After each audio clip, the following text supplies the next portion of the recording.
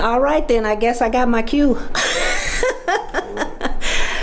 you doing back there, John? It's been a long time. Yeah, it has been, and you've been enjoying it. Hi, John. How you doing there? Nice meeting you, by the way.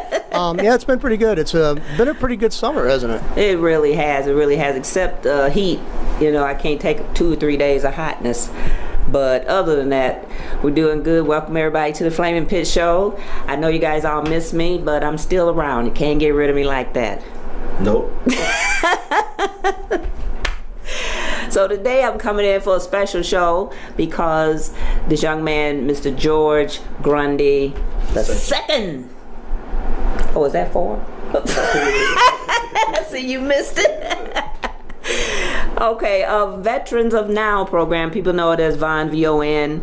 I'm bringing him in today because he has been doing a phenomenal job within the community, and he's everywhere. I mean, everywhere. You see him on Facebook, you see him on the live thing, and you see him riding down the street just helping people.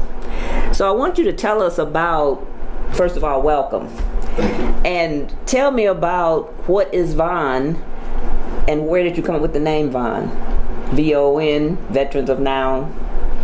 Well, first off, thank you for having me. You're welcome. This is our second attempt at doing this. Oh my God, I feel so bad. My son and I did a live feed with him, but something went wrong. So now we're gonna do it right. Well, you said God's time is perfect time. This is it then. So this is it. This is the time that was meant to be, because you've been so busy. I just been waiting to carve out some of your time. Yeah. But this time we make sure we're gonna get it right. Yeah, it was right the first time, but we're just gonna continue that energy. So, V.O.N, Veterans of Now. Well, I was in the Marine Corps from 2008 to 2012, and when I got out, I ended up homeless. So I dealt with a lot of issues, that you hear about when it comes to downtrodden veteran or whatever. Right. And so I wasn't on drugs and all this other stuff, and so I didn't fit into these programs. So one of the first things I remember is I was getting my unemployment through the military, but I couldn't use that to get housing because it was unemployment. And wait a minute. Because unemployment's not guaranteed. I see. But so you couldn't do anything because that wasn't like stable 40 hours. Right. There was no guarantee I would get it the next week. Okay, so they give you the money, but you still have to be homeless. Based on what the housing rules were for different apartments and things like that. Somehow that doesn't make sense at the time. Yeah. So, it wasn't here in Michigan. But it's probably pretty much the same.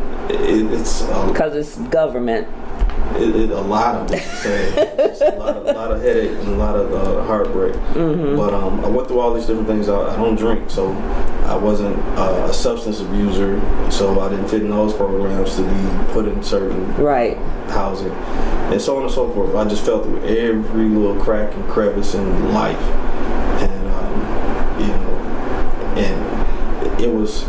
I had a legal situation which caused me to be in the financial situation that I was in. Mm-hmm. I had to prove my innocence, which I did, and the case was dismissed. The short version of it is that all the cameras that were at the situation disappeared.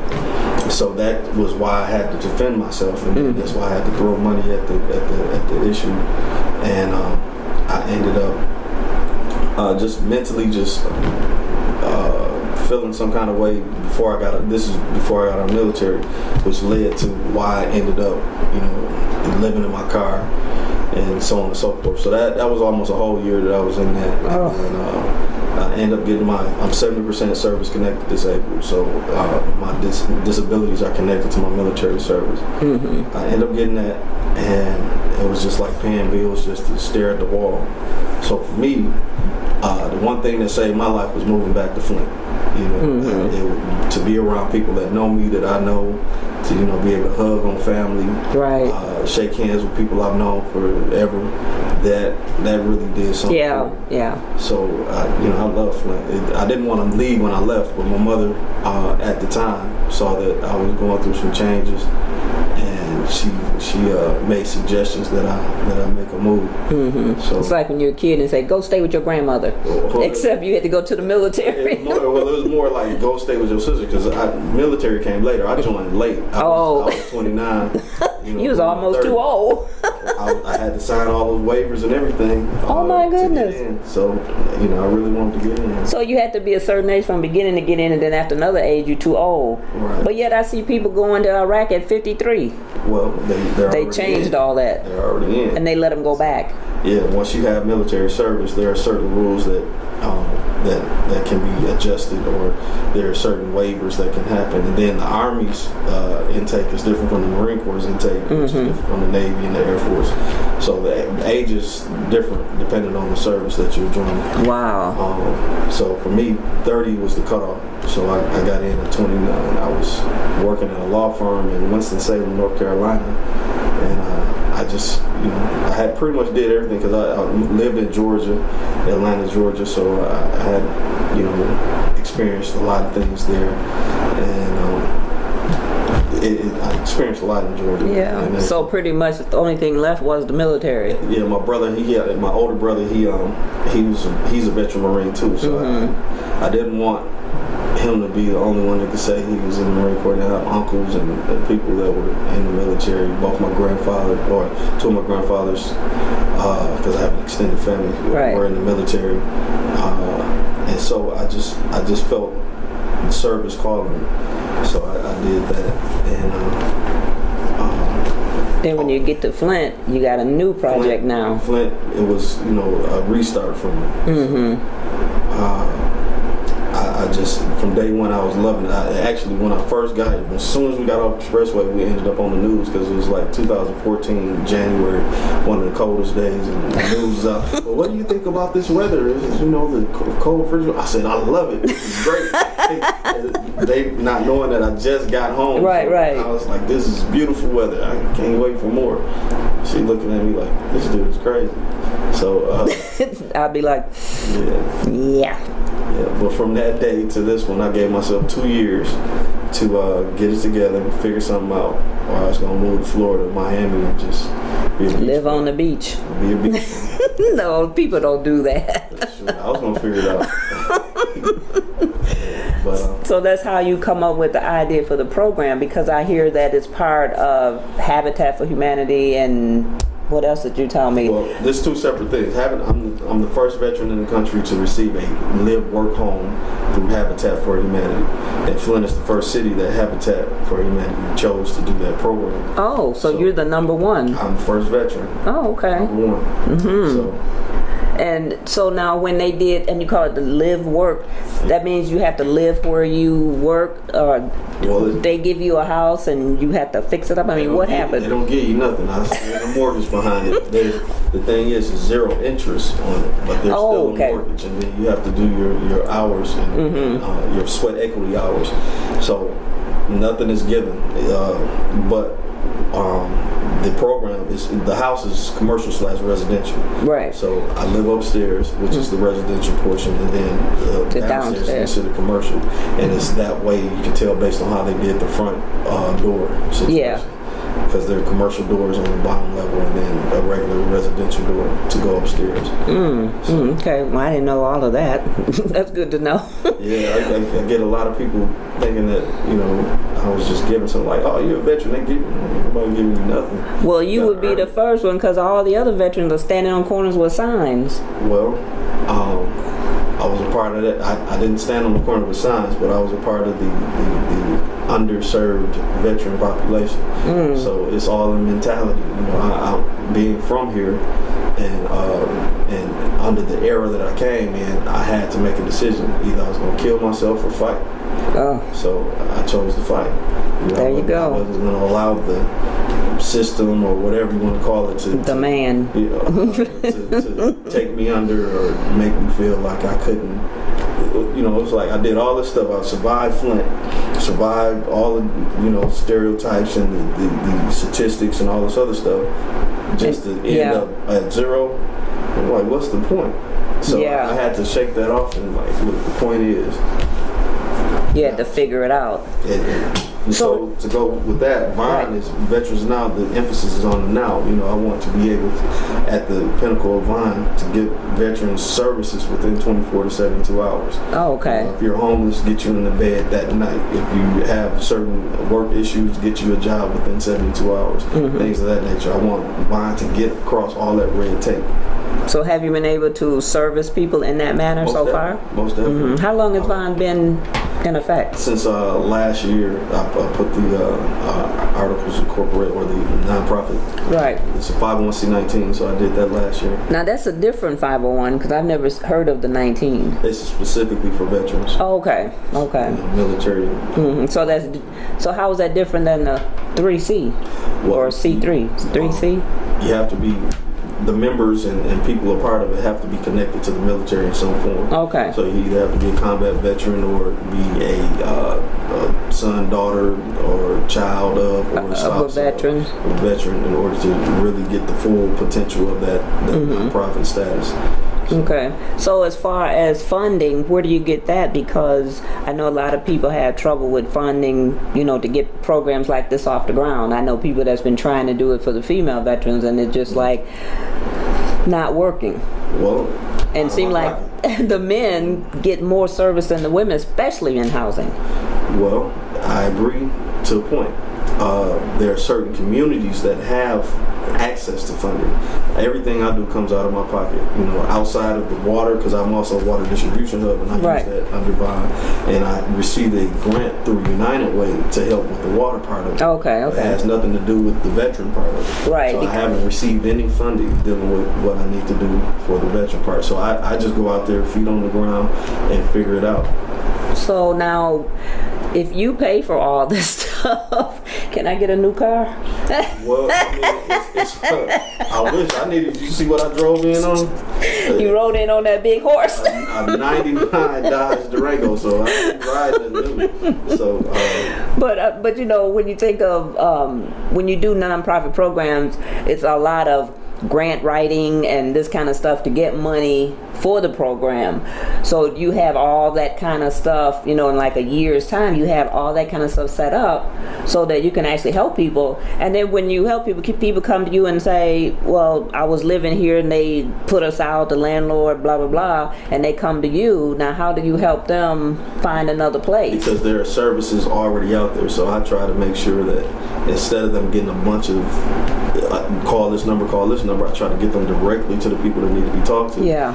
And if they give them any kind of opposition on what the services are, then I make complaints about it, because if you have something set up, because I'm not where I need to be yet, because I'm young in the sense of the nonprofit world. Some people don't even want me to be a part of this, told me to just stick to photography and other stuff. But well, you can always do that too. I mean, you got two hands. But my thing is, if there's a need, you need to fill it. Exactly. So, and if you can fill it. And until God say different, I'm gonna fill it. Yeah. And my thing is, I don't believe in just giving up or giving in. You might get a little low in life, but you don't just give up. Figure it out. But what I do is I get people with the services that are already out there, the organizations that say they have certain things together, or people that I've shaken hands with and said that they offer certain services.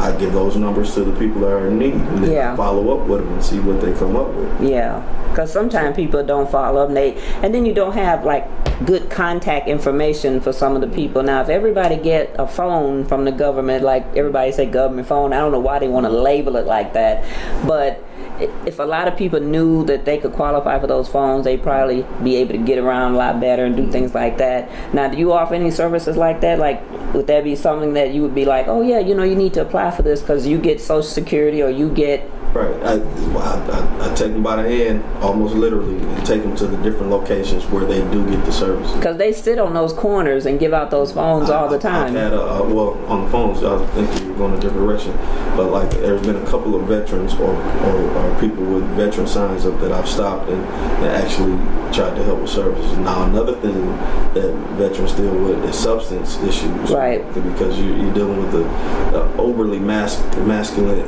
situation when you're in the military that some people aren't used to, and then there are certain things that become habit when you're involved, like drinking and right. Just a lot of partying and stuff. You play hard, you work hard. So some people can't come back from that. They get a taste and then they're stuck. So that's where all their money go. Right. Now the thing about the people on the corner, sometimes those are not real veterans. Yeah. And there's been a couple of them that's gotten busted out and they posted up on Facebook, and the guys were standing on the corner collecting money, and then we saw them go get into a BMW and they drove. Here in Flint? Yeah. In Flint. In Flint. They were out like on Miller Road. They were panhandling. That's why the township said you can't do it out there anymore. Wow. So they were panhandling, and somebody videotaped them, and they put them on blast because they saw them go across the street and get in a BMW, and there was 4 of them, so they divvied up their money. And we were just like, so now every time I see them, I'm wondering if should I give them any money? I ask for ID or to check for ID, and before I actually go full fledged, I ask them to go up to the county, to the VA office, so they can get verified. So if they can verify and validate who they are, then I'm doing everything I can to help. Yeah, because I wondered about how they get service, because in order to get service, you have to have an address. And if these people are just on the corners and stuff, it's like, okay, why aren't you in any of these shelters? Are the shelters full? Do they kick you out? You have to come back at a certain time? All of that, you deal with all of that. For me, when I was dealing with it, I guess because I wasn't chronically homeless, because since I had a car, and that wasn't something that I lived in. They consider that not homeless because you have a car. I didn't fit into that community, so it's like, to even go in there, you have to be built a certain way, and then people want to try you from jump. When it's like anything else. You the new kid on the block, right? You too clean shaven. You don't look like you ain't. I'm gonna take your bag. Worn out, so. What's in that bag? Right. I want it. For me, I just stay sleeping in my car because my thing is I don't do conflict very well. So I do conflict very well, but I don't do. You don't want to do it very well because somebody would probably be messed up. You'd be like, what? and that's because of my personality and how I come off. Right. People like to try. At times, people like to try. Yeah. So it's just I try to keep myself out of those kind of environments, and thank God I don't have any type of criminal record or background or anything like that. But I do not deal with conflict very well because I consider myself an alpha male. You can come in the form of one, but I'm gonna make sure that regardless of the situation, I'm gonna come out on top. So can women be alpha females? Most definitely. Most definitely. I know a bunch of them. What? Yeah, you're not the shy Violet, streaky Violet you always wanted to point yourself as. She's one. I know. That girl lays pipe and plumbing, everything. Do you ever Lisa? Do you know laying pipe can mean another term? I know. That's why he just said, "Wow." I'm talking about plumbing. Plumbing. Well, either way you go with that, it could be taken in another direction. That's why he was smiling. See, he know what I meant. Laying He know what I pipe. meant. Okay, no. Yeah, but you got to pause on that. I know. That's my 30-second pause. She lays pipe, plumbing in the ground. Don't tell I said that. You know who it is, Thelma. So yeah, but yes, most definitely, women. Yeah, I admire women based on especially women with children that overcome and adapt to situations based on some of these ignorant people that they deal with. Well, if you have to do it, sometimes you have to do it on your own, because for the people that say, well, I have to have a man to do this and that, sometimes they could be waiting for a minute, because there's some guys that don't know plumbing, and then girls march up and then be like, yeah, because I just fixed my under the sink the other day, and I was telling somebody about it, and they were like, oh, I'm gonna have to find out how to do that. I said, well, first of all, I have a plumber on speed dial. I tell him what the problem is, he tell me what I need, and I go and fix it. That way I save money. I don't have to call him out. Right. Or you can always Google it. Right. You can find all kinds of stuff. Yeah, you can. But so now, how has the program been going in this last, like we're getting closer to the end of the year already? Mm-hmm. So what has this year brought to you that different than last year? Networking has been incredible. I've had the lieutenant governor over at my location twice this year. Who's the lieutenant? Oh, Callie. Yes. I saw that on Facebook. I didn't put the pictures out of the second time yet. I'm still trying to navigate the concept of what that means, or how to leverage the opportunity of having the ear of the state. Yeah. Well, what did he do for you? I don't know if he done anything. He hasn't done anything. But he showed his face. Being able to show that he respects V.O.N enough to come and sit down and take any questions that the group had. I think that's huge. Now, I don't support one way or another when it comes to political concept. Yeah. But I appreciate when people have the ability to sit down and have a dialogue without running from something. Yeah. I don't understand politics. I don't want to understand. It's too complicated. Well, it's like Twilight Zone. Right? They crooked. I know. Right now, it really is. We just like just throw your hands up, because we don't, I don't know if we have good candidates. I really don't know. I just know one we don't, and the other one is questionable. Well, my feelings on it, I don't feel like I haven't. For me, I don't have a reason or feel like either one of the candidates deserves my vote. They haven't said anything to me as a black male. Right. And as far as for policy for black people, or African American people, whatever we want to call ourselves, that moves my heart, that makes me feel like it's going to be different from what the policies and the concept of what we've been living in already is going to change. Yeah, that's true. So now, where do you get your veterans when somebody, do they do referrals to come to you, or like you say, you just scouting and you run across them? It's all of it. People send people my direction. I go out and when I see things, or like we had a stand down a month or so ago, and so I'm in June. Met a bunch of veterans through that process, and so we've been linking up with them. It's everything. It's just network. It's just like anything else. If I see a need, or I see somebody that may have an issue, veteran or not, I reach out, and then a lot of times that's what brings other people or other things. So, because I talk to veterans, like the female veterans, and they tell me, I hear horror stories about like the medical part, that the VA don't really help a lot, and then when I talk to the guys, it's pretty much the same thing.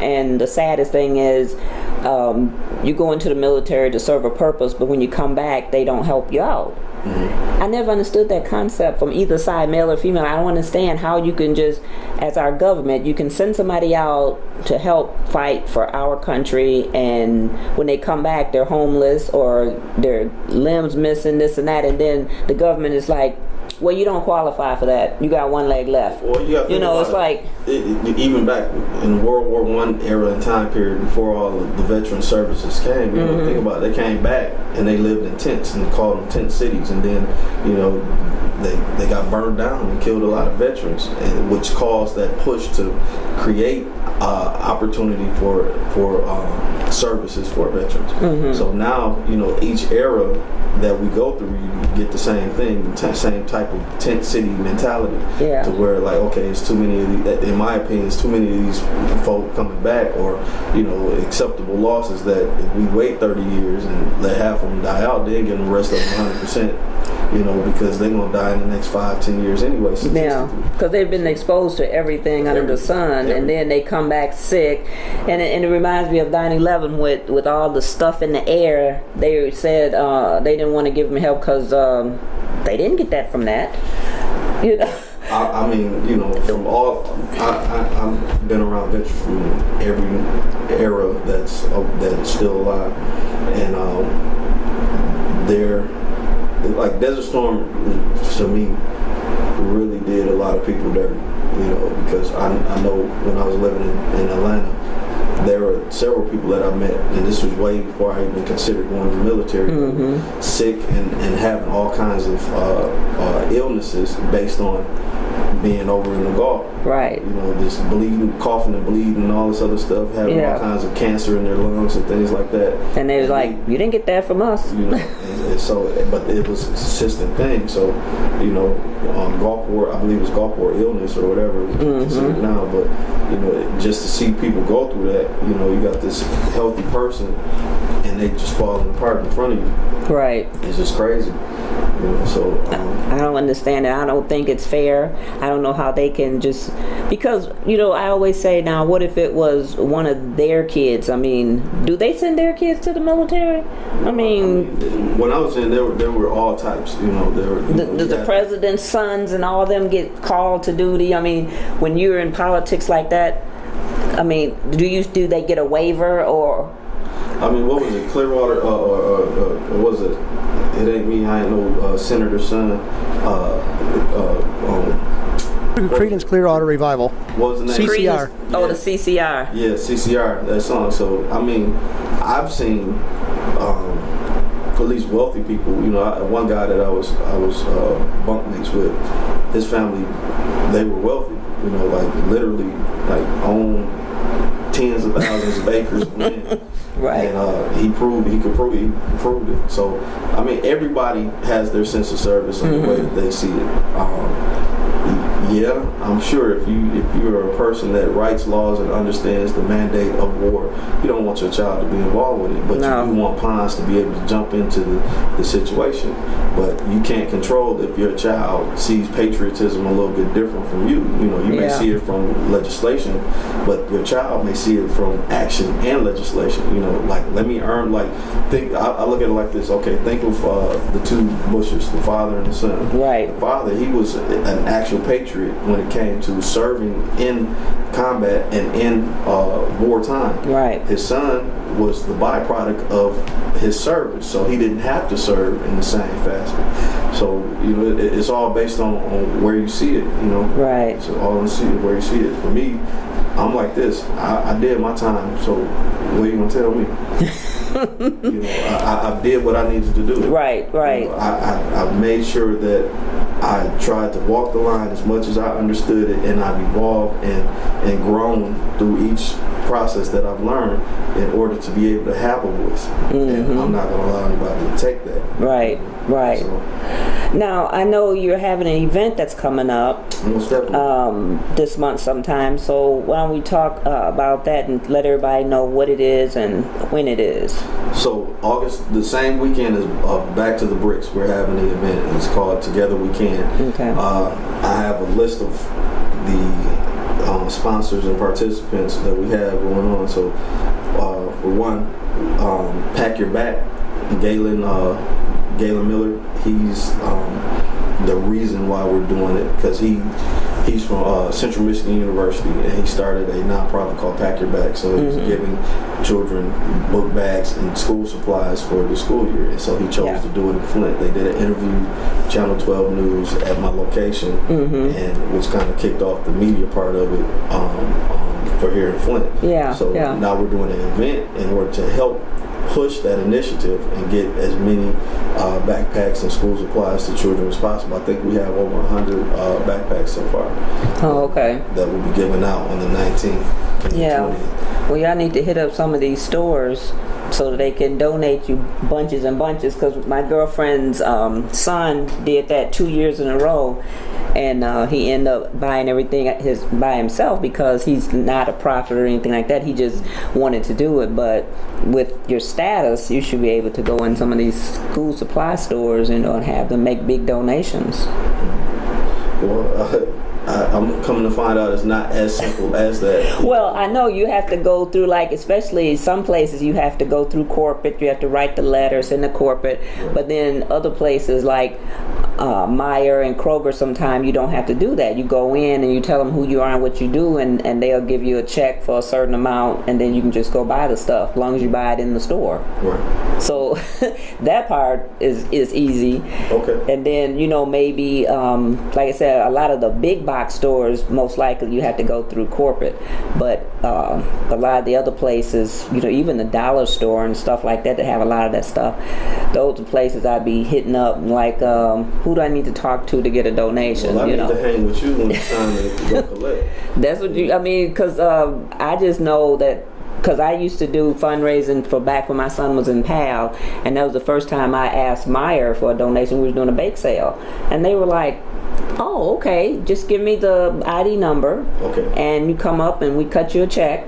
And back then, my son, just back when my son was young, like 14, 15, he's 32 now, and they just cut me a check, and I went up there, and I know they still donate, and I'm just not sure if you had to go through corporate anymore, but either way, phone calls never hurt, because all they can say is yes or no. Right. And being a veteran, having the status, and seeing that it's a good cause, I can't say that they would say no. I just don't see it. Now, if they'd be like, well, you got to write a letter to corporate. Okay, well, who's in corporate? I'm writing a letter right now. Directly. Let me email it to you. Because I know a lot of them will do it. It's just, you got to ask and put it out there. Yeah, you just got to ask them, because I always say all you can do is say yes or no to me. I'm going to ask you. If you say no, I'm like, okay. Gotcha. And then there's other places like some of the restaurants, they'll let you do little fundraisings, and they're like, you might set aside 3 hours of service, and they'll let you have the tips, stuff like that, and you can use that money to buy supplies. Okay. Well, it looks like I need you on the team. So well, I know that people downtown does it. I know 501 has done it. I know Blackstones has done it. I know BD's Mongolian, because I used to I interviewed this one young lady that was in a beauty pageant, and I know that she had an event like that at BD's Mongolian, and they give you like 3 hours, and they put up big jars on the counter, and people come through and put tip money in there. They even let one of them cook the food, something like that. Okay. So it turns out to be a fun event, and then you make a few bucks or whatever, But if you do it in enough places like that, spread it out, then you can make some money to buy supplies. Right. Okay. It's just a thought. Oh, it's taken. I noted. I got you. Okay. So now finish telling me. I didn't mean to interrupt you. No, I just get carried away with stuff like that. Needed. Look, you just want to let me know how smart you are. Yeah. Listen at that, John. Don't let him talk to me like that. But you do know a lot of stuff, because you've been doing fundraising stuff for a long time, so you do know a lot. But we have, let me see, who else we have? We have Project Flint, Karina Petrie. She's from out of Wisconsin, so she's been doing a lot of, she keeps it in the light. She keeps the issues in the light. So she's a part of it. And then CYA for Christ, they're a part of it. Gallery on the Go, Miss Sandra Branch. CYA for Christ. Yeah, that's Mr. Jeremy White. And Flint Comics. Mr. Randy Zimmerman. Randy Zimmerman, I know. I've interviewed him. And then we're going to have, what is it? Citizens. I apologize. And then, she gonna hurt me.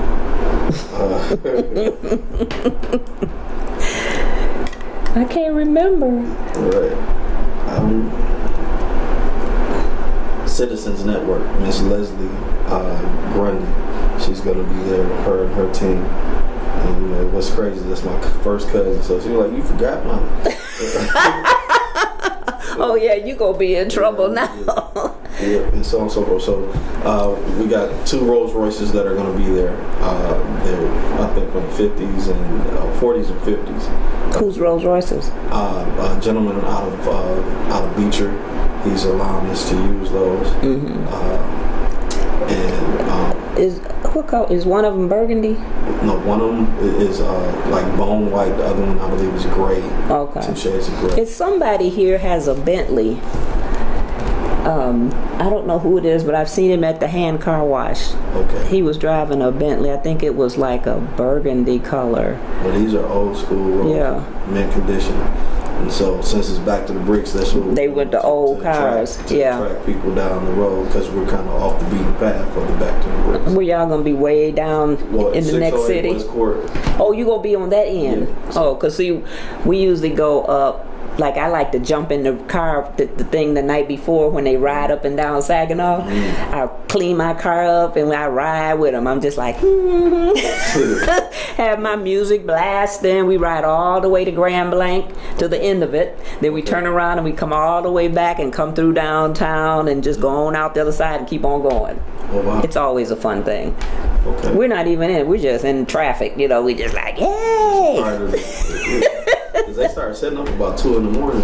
Yes, a lot of people right at Saginaw and Atherton up on that hill, mm-hmm. they have a band up there and they just be jamming all the way down going toward Hemp Hill, all down in there. Okay. They have bands set up on the side of the road and stuff. See, this is going to be my first official Back to the Bricks. I walked through a little bit last year, but I really didn't. Yeah. I was gone, you know, a lot in my travels.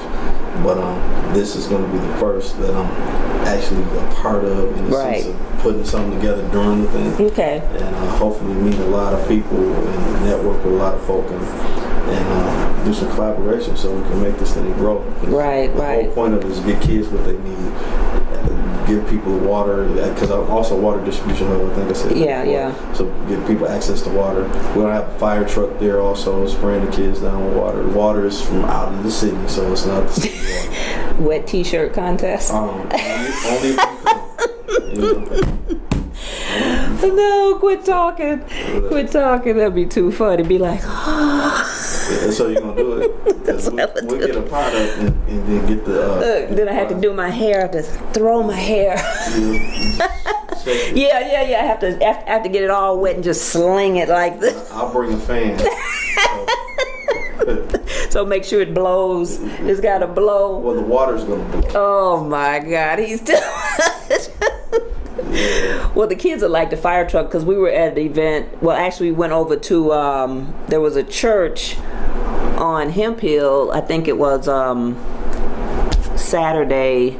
Yeah, Saturday they had a drive. They gave out 20,000 diapers. Oh, wow. And they had a fire truck there, and it rained like crazy Saturday because we were going to yard sales with my son. And so we go around the corner, and I see this guy standing out. He's got this sign. I'm like, what's he got? So end up being like some of the people that go to the church are in my neighborhood. So we was in there talking to them, and they had given out 20,000 newborn diapers, and just odds and ends of other stuff. And so we come out, we had like they gave us these big rolls of duct tape, and the girl says, oh, here's some duct tape for you. She said, I hear it's good for everything. I was like, yeah, I just watched Duck Dynasty and they taped up a roof. Wow.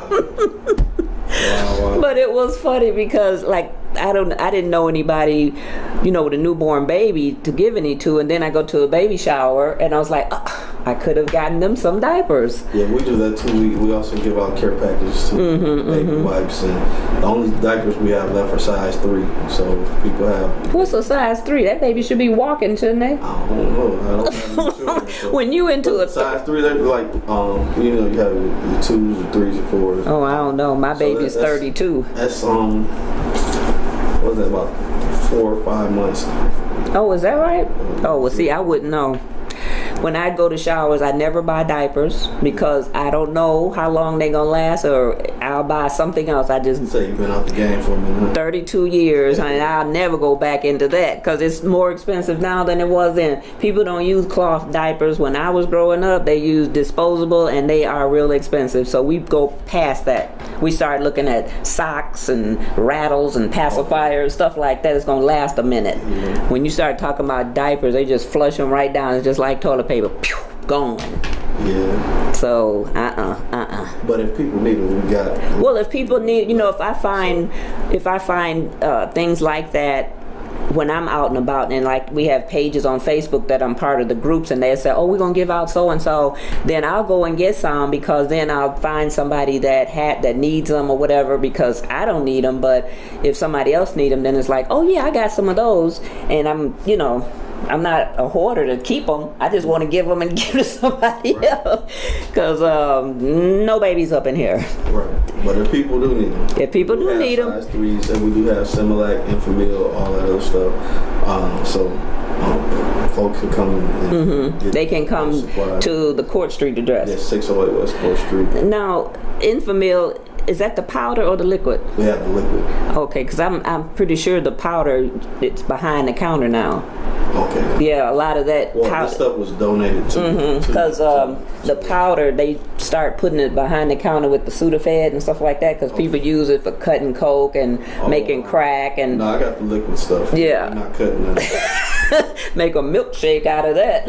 we don't need to cut it at all. We good. Right. It's liquid. So now, what time are you guys think you're gonna be in your part of the event? Is gonna be like 1 day, 2 days? 2 days. So both Friday and Saturday. Oh, back to the bricks. Is it 2 days? How long is it, John? Is it usually a week or something? How long is it? It's usually 3 days, I thought, 3 or 4 days. It was like Thursday, Friday, Saturday, and Sunday. Some part of or Friday, Saturday, Sunday. And don't forget, that's usually around the same time as that, that grand thing down there in Detroit area, the Woodward Avenue. Oh, thing. yeah. So it's the same weekend, so it's usually like 60 miles of car events. So, yeah. So they have that. I've gone to the one in Detroit and jumped in the middle of that one too. Y'all saying.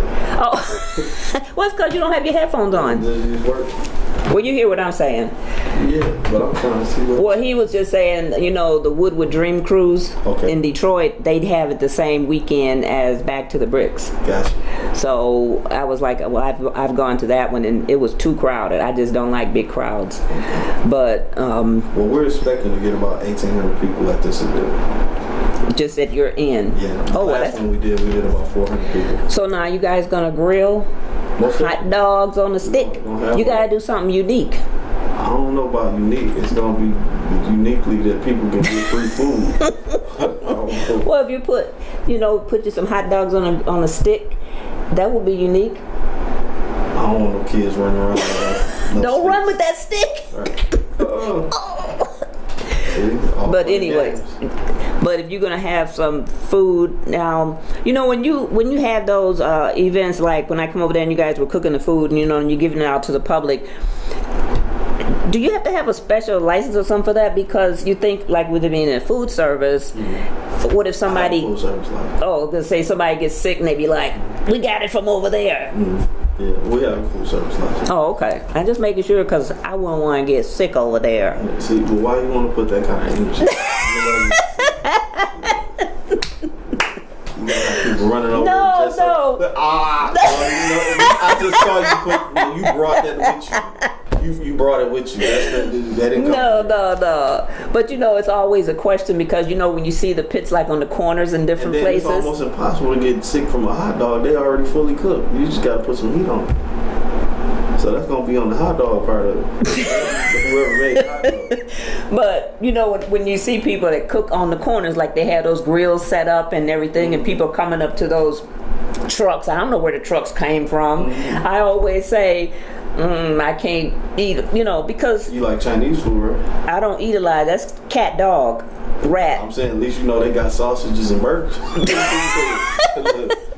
Well, I don't eat as much Chinese food as I used to like years ago, because I've seen too many videos of them chopping up rats and cooking them up and they look like But chicken. at least when you go to the man trying to feed his family with the grill, you know that he got the stuff from the stove. He got it from his store, unless he grew it himself, unless he raised his own hogs and grind it up and I appreciate and that's the one thing I love about Flint, is that people aren't afraid to go out and create a situation for themselves. Yeah. Because everybody got to eat. Everybody got to pay bills. And I'd rather see people doing that than hustling dope. And breaking into people's houses. Robbing folk, stick up kids. Because I'm saying, that right there, that's, if people go to a different location, then that's going to make it even easier on them, because they're going to understand where it came from. Because you had to grind and figure it out here and take a grill and make it work. Right. Now you're somewhere else and people can't compete with your grind, your hustle, your work ethic. Especially if it's portable. Like some of those people, like the guy that used to be down to he's in the farmer's market, but he had like the portable grill that you could take everywhere. So he would be at all kind of events and Uncle Charlie's barbecue or something like that. I mean, Flint is just amazing like that. People try to sleep on us or cut us to the left, but I mean, housing laws was created here. The unions were perfected here. We are the Silicon Valley of the industrial age, and we have so many firsts when it comes to Black history. We have so many firsts when it comes to technology. We have so many firsts when it comes to a lot. So just being in this downslope, to me, to see people getting out and creating avenues for themselves, I think that should be respected, because I mean, goodness gracious, what do you want a person to do? Yeah. Well, right now with the way it is, people are gonna have to learn to do something, or else I just don't know what to say about the whole situation. And people are voting today for who? Like I said, that's the twilight zone. I've heard both candidates in the major parties say things that I don't feel comfortable with as a black man. So, for me, it's not just about voting for just anybody, or just because, which one do you want to do, cocaine or heroin? I don't want to do either one. Either one. So, my vote and the way that I respect my ethics or morals is a lot more than just because the options that we see are out there. There are more options. There are several people running for office. So somebody else can get my vote that appeases the things that I agree with. Whether they win or lose. Anybody get hurt under gun violence, whichever side it is, but especially black men. I'm a black man, so for me, I feel especially attacked when we're not portrayed in the light in which things are happening. Yes, you always have that rotten apple. You always have that small percentage that make everybody else look like they're doing all this crazy.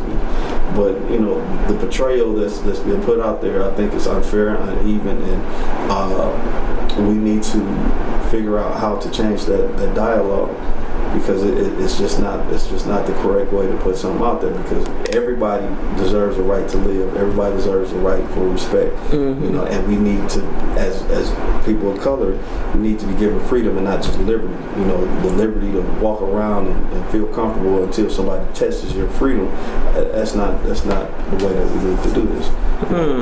The thought process of being less than human, that's 200-300 years ago. So we need to get to a point where we let people understand that concept is gone, and now it's rearing its head up through what we're hearing on mass media, which is going all over the world, which is giving people a viewpoint of how they should think about people of color And that thing right there, it creates monsters. Yeah. You know, so and it seems like it's not something that's going to end anytime soon. Well, it's just continuously.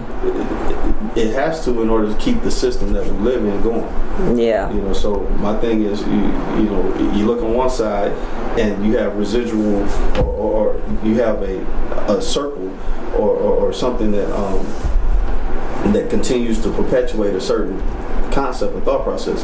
So keep people on assistance, things like that. Mm-hmm. And the other side of it is like, we don't even want those type of people involved in our process. So why would I want to be involved in either one of those things? Right. So until you tell me something that makes sense to me as a person, then let's do something. But also on the other end of it, as people color, we have to come up with our own super PACs. Yeah. We have to put some money on the table and tell people, look, this is what we want. You're not going to put any money up. $1.5 trillion each year that we spend on nothing. On nothing. That we can put into something. Paper clips and toilet seats. Something. and push it into some kind of political direction to say, look, this is why you want to listen to us. Mm-hmm. Because if you don't, then we'll shut down this just by the type of money we spend. Right. Now, another thing you do is photography. Yes. So I've seen some of your shots. One of them had me in it. It was the best photo you ever had. Oh, it was the best I ever had. Did you get the negatives, Lisa? John said, did I get the negatives? Do people still have negatives? So now, what kind of service do you provide for photography? Because I saw a couple of your shots on Facebook, and they were really good.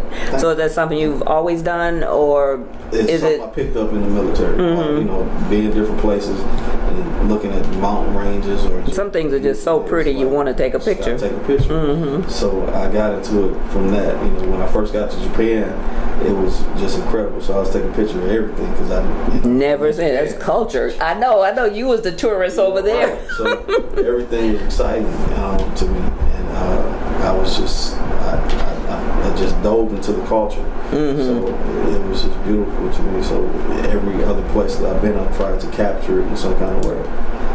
Unfortunately, a lot of the photos that I took in that time period have been lost in the wind. But I'm glad I still have certain memories. Yeah. But I took a lot of pictures. I took tens of thousands of pictures. Wow. And they just disappeared? They walked away. They walked away? It's funny about them legs on photos. Yeah, walked away. They were on the computer and on my camera, and those two things walked away. Walked away. So yeah. That's why I still have hard copies. I have photo albums like this high because there's no replacing them. Once they're gone off that disc or the phone, or there's no replacing them. Right. You go in my garage, I got bins from the 70s. Some of them are older than that because they're turning brown. Oh.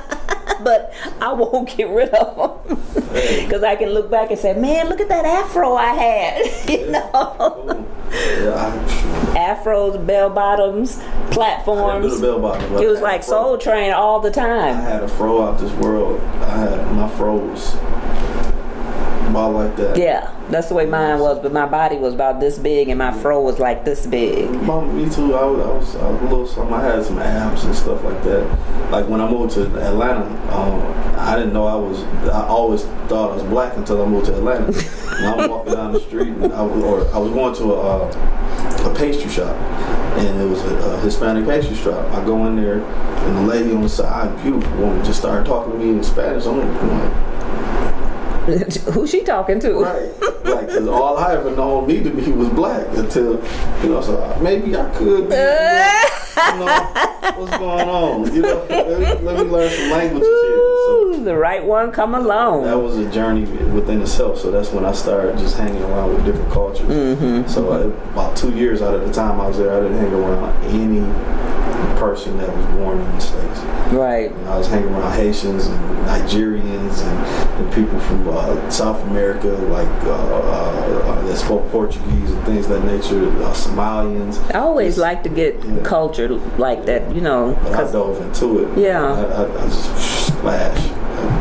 This is So now, what do you do with your photography aside from like post pictures? I mean, is this like somebody can come to you and say, I need some wedding shots, I just need some head shots? I try to stay from weddings. I want to do glamour shots. I can do the glamour. I do. You put the makeup shots, on? Things like no. But all that stuff, and I do it basically by referral. People just tell people about it because with everything else that I'm doing, You don't have time for weddings. Well, weddings are those are very important, Specific times in a person's life. So the crew that I would get together, just the minimum, just to step into a wedding, it would be $5,000 just to even consider it. Just to even. So would they just have a little bitty wedding? Still $5,000. Well, I'm saying, if we're talking about your standard concept of a wedding, people are spending about $20,000 to $40,000. Oh, good thing I got married in jeans. Hey, but I generally everything that I do starts up around $150, just to get the time. So headshots are $150.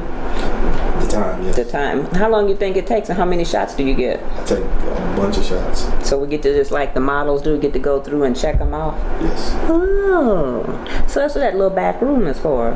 Well, the back room is for a lot of stuff.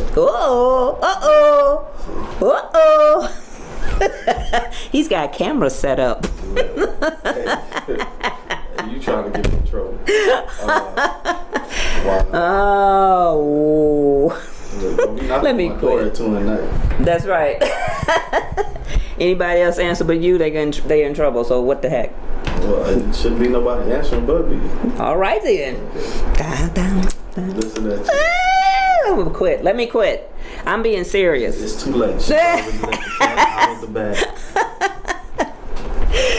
Well, anyways, I'm glad you took the time to come and visit with me today. I don't want to keep you here longer because I know you just revving to get out there and do good things. So is there anything else you want people to know about V.O.N or the event before we sign off? To come. 608 West Court Street, right across the street from the White Horse Tavern, next door to Totem Books. August 19th and 20th, V.O.N and Pack Your Bag and Project Flint will be running a Together We Can engagement to give out backpacks and school supplies for children, to pass out water for the community, and just to have fun. We'll have some motivational speakers, we'll have live music, we'll have cars there, we'll have a fire truck, we'll have a magician there. A magician, yeah, on the 19th at, I believe, 7. And that's at night. That's at night. So it's right after Back to the Bricks kind of slows down, so people can come around there and have something to do. So just come. I understand that everybody's going down to Back to the Bricks, not me, and enjoying themselves there, but come around and check us out also, because we're doing something for the community, something for the children, something to show that Flint is more than just what the media says, and that the people of Flint are stronger than what people try to make us out to be. Okay. And now if anybody want to reach you at the V.O.N, do you have a number for that other than, your address? Do you have a phone number so someone can call you? The email is veteransofnow@gmail.com, and the number is 910-526-9522. Yes, I said 9, not 8. 910-526-9522. And that's the number I've had since I've gotten out the military. So, because they'd be confused like me, because I thought it was supposed to be 810. You started out. And then I looked again, I was like 910. And then I had to go back to your Facebook page and said, oh, you from here? Okay, that must be that area code. Well, yeah, I was born and raised in Flint, Michigan. I just still have the number from when I got out of service. Okay. Pearson, Summerfield, Holmes, Northwestern, graduated Southwestern. That's me. And that's about it. So anyways, I want to thank you for coming in. And also I want to mention my book. I have a few copies over at Totem Book. And it looks nice. Bias. Look at that little face. And you can order them at you're making me laugh. You can order them at lulu.com, or you can go to my Facebook page under Lisa Quaid. If you want one, I keep some around the house. Like people sell them out the trunk of their car. Yeah. Buy the book. Buy the book. It's a good book. It's a life story. It's an awesome book. And be sure to support a starving artist. Support a Flintstone. Flintstone. So it's Flaminpit, and we're out.